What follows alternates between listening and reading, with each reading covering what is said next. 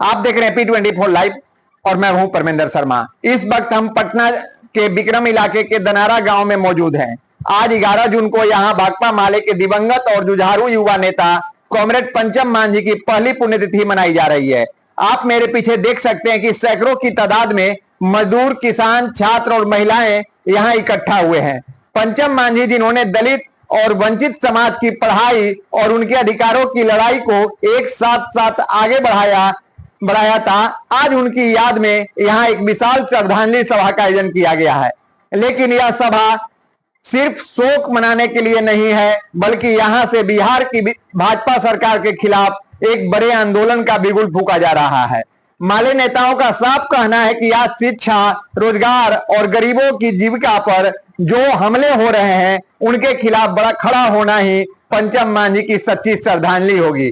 आइए देखते हैं इस श्रद्धांजलि सभा की यह ग्राउंड रिपोर्ट। हम लोगों ने साथी पंचम जी को खोया।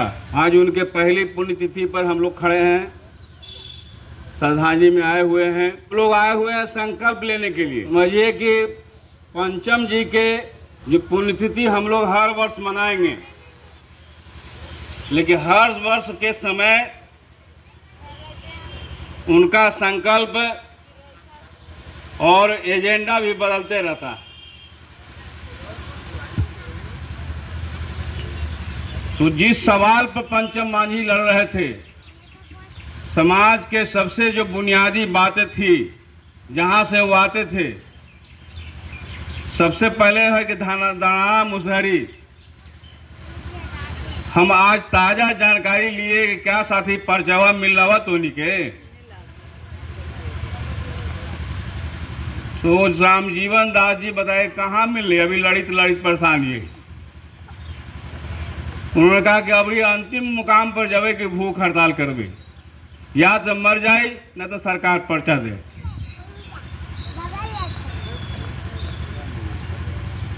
तो दनाड़ा जैसे संपूर्ण बिहार में हजारों गांव हैं, आजादी के पूर्व के गांव और आजादी के बाद का। आजादी के पूर्व में 1948 में सरकार ने पीपी एक्ट बनाया था कि जितने गैर मजरूआ जमीन पर बसे हुए हैं, आहार पोखर पहल पर बसे हुए हैं, नदी नाला के किनारे बसे हुए हैं, मठ या मंदिर के जमीन पर जो बसे हुए हैं, उस सब को सरकार पर्चा दे दिया जाएगा। 1948 में सरकार जब अपना बन गया तो तोहनी लोग को मिल रहा है, दनाड़ा के और दनाड़ा तो सुन न मिले, बाकी लोगों को मिल रहा है ना। दनाड़ा के अलावे जो गरीब लोग आए हुए हैं, सब लोग क्या पर्चा मिला है ना? कोई बोल नहीं रहे हैं जी, नहीं मिल रही है। तो समझ लीजिए कि 1948 के बाद हजारों गांव था जिसको सरकार को पर्चा दे देना था, और आजादी के बाद आबादी बढ़ते गई और फिर उसमें हजार और से ज्यादा जुड़ गया है। और अभी जो नयका जो सरकार आया बिहार में, देखिए बैनर पर लिखा हुआ है बुलडोजर राज के खिलाफ व्यापक प्रतिरोध खड़ा करें।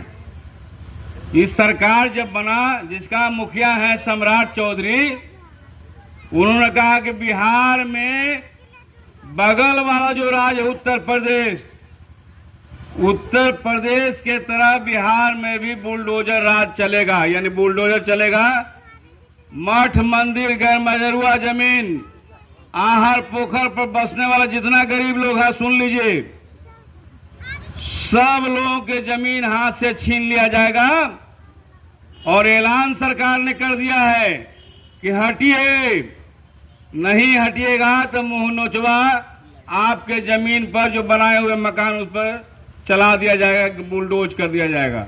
1 साल गुजर गए, हमारे बीच से एक नौजवान लड़का जो पार्टी के लिए एक बड़ा संभावना लेकर के आया था, हमारे बीच से चला गया। और अपनी देहांत से कुछ दिन पहले पटना में पंचम से जब मुलाकात हुई थी, वो पाटलिपुत्रा यूनिवर्सिटी से ग्रेजुएशन कर रहे थे, कुछ डॉक्यूमेंट का काम उनका फंसा हुआ था, तो हमारे पास लेकर के आए थे।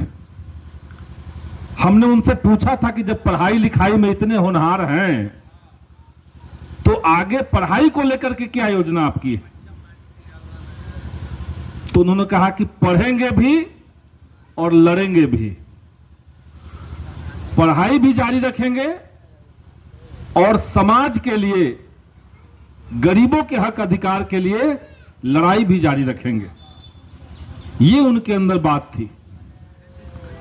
ग्रेजुएशन उनका पूरा उस समय तक नहीं हुआ था और शायद कभी अब होगा भी नहीं, लेकिन जो विजन लेकर के वो चल रहे थे कि पढ़ना भी है और लड़ना भी है, हम देख रहे हैं कि एक साल के अंदर जब से साथी पंचम हमसे विदा लेकर के गए हैं, इस एक साल में पढ़ाई पर भी हमला हुआ है और जिस गरीब के हक अधिकार के लिए लड़ाई की बात पंचम कह रहे थे, उन गरीबों के हक अधिकार पर भी हमला बढ़ा है। पढ़ाई पर क्या हमला हो रहा है? देश के अंदर एक ऐसा प्रधानमंत्री जो अभी ढिंढोरा पीट रहा है कि हम सबसे लंबे समय तक प्रधानमंत्री रह गए, उनको यह भी बताना चाहिए था कि पिछले 12 साल में हिंदुस्तान के अंदर परीक्षा के अंदर 70 बार से ज्यादा परीक्षा का पेपर लीक हो गया है। 70 बार परीक्षा का पेपर लीक हो जाने का मतलब क्या है? कई पीढ़ियों का भविष्य इस सरकार ने खत्म कर दिया। परीक्षाओं का जो पेपर होता है वो खुद से लीक नहीं होता है।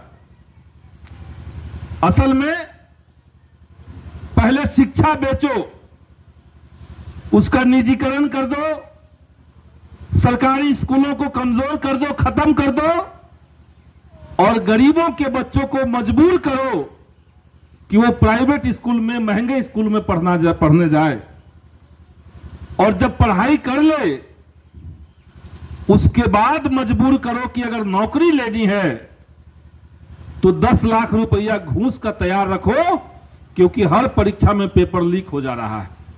ये सरकार चाहती है। गरीब मजदूर के बच्चे, दलित समाज के बच्चे पढ़े नहीं और अगर गलती से पढ़ ले तो नौकरी में ना जाए, ये सरकार की साजिश है। इस एक साल में और क्या क्या बदला? हमने देखा कि बिहार के अंदर साजिशों के बल पर एक चुनाव हुआ,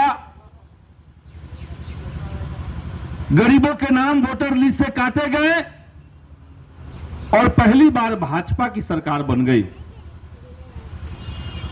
देश में भी भाजपा की सरकार और बिहार में भी भाजपा की सरकार। जो देश का प्रधानमंत्री है वो कह रहा है कि उसका सीना 56 इंच का है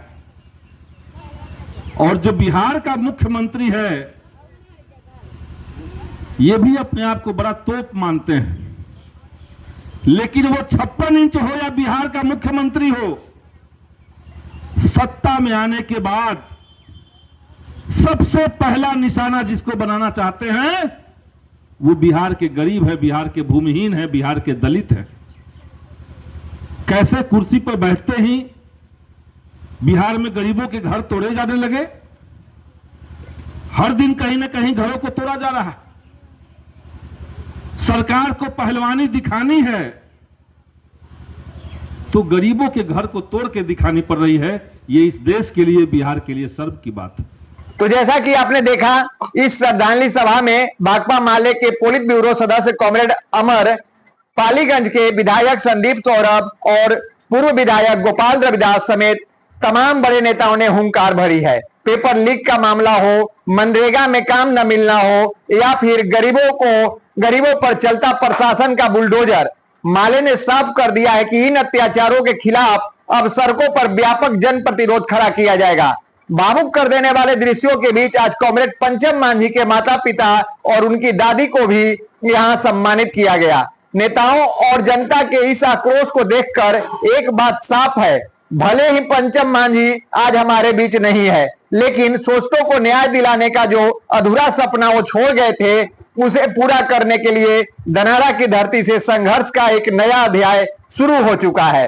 कैमरा पर्सन के साथ मैं परमेंद्र शर्मा, P24 लाइव, धनारा।